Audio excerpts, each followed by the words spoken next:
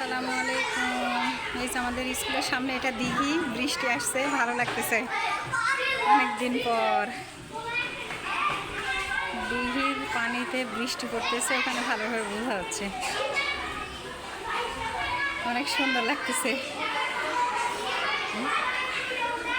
অনেক দিন পর।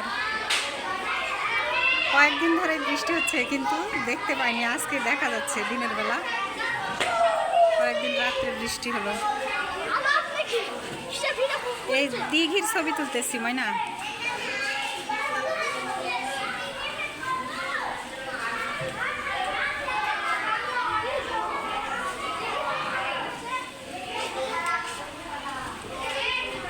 জোরে আসছে বৃষ্টি।